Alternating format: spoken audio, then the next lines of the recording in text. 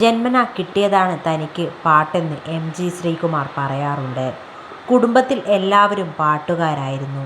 അതാണ് തനിക്കും കിട്ടിയത്. കുട്ടിക്കാലം മുതലേ തന്നെ പാട്ടായിരുന്നു എല്ലാം. ഇടയ്ക്ക് ബാങ്കിലൊക്കെ ജോലി ചെയ്തിട്ടുണ്ടെങ്കിലും കറങ്ങിത്തിരിഞ്ഞ് പാട്ടിലേക്ക് തന്നെ തിരിച്ചു വരികയായിരുന്നു. ചേട്ടനും ചേച്ചിയും എന്നും പ്രിയപ്പെട്ടവരായി. ഇടയ്ക്ക് വെച്ച് ചില പിണക്കങ്ങളൊക്കെ ഉണ്ടായെങ്കിലും ചേച്ചിയുമായി എനിക്ക് പ്രശ്നങ്ങളൊന്നുമില്ലെന്ന് അദ്ദേഹം പറയുന്നു. ആനീസ് കിച്ചൺ അതിഥിയായി എത്തിയപ്പോഴാണ് എം.ജി. ശ്രീകുമാർ ആ സന്തോഷം പങ്കുവച്ചത്.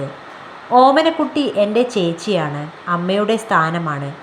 കുറച്ച് നാൾ ചേച്ചി എന്നോട് മിണ്ടാതിരുന്നു. എന്തിനാണ് എന്ന് ചോദിച്ചാൽ അതിനൊരു ഉത്തരമില്ല. അത് യൂട്ടിലൈസ് ചെയ്യാൻ വേണ്ടി കുറേ പേരുണ്ട്, കുറേ ആൾക്കാരുണ്ട്. ഞാൻ എറണാകുളത്താണല്ലോ. ചേച്ചിയുടെ അടുത്ത് പോയി ഞാൻ അങ്ങനെ പറഞ്ഞു, ഇങ്ങനെ പറഞ്ഞു, അങ്ങനെ കുറേ കഥകളിറക്കി. പക്ഷേ ദൈവം എന്ന് പറയുന്നൊരു സത്യമുണ്ടല്ലോ. കഴിഞ്ഞ മാസം ചേച്ചി എൻ്റെ വീട്ടിൽ വന്നു. ചേച്ചിയുടെ മോൾ ലക്ഷ്മിയും കൂടെ ഉണ്ടായിരുന്നു.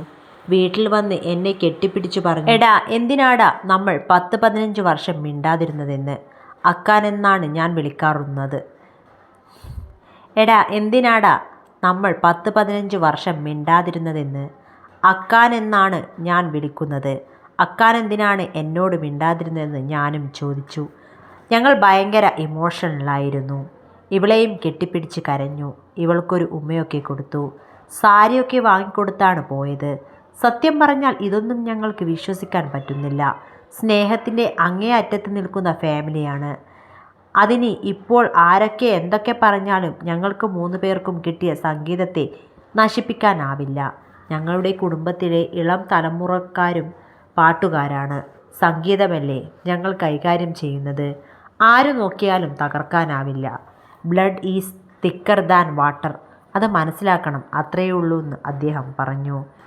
മേടയിൽ വീട്ടിലേക്ക് വീണ്ടും പോയതിൻ്റെ വിശേഷങ്ങളും എം.ജിയും ലേഖയും സോഷ്യൽ മീഡിയയിലൂടെ പങ്കുവച്ചിരുന്നു.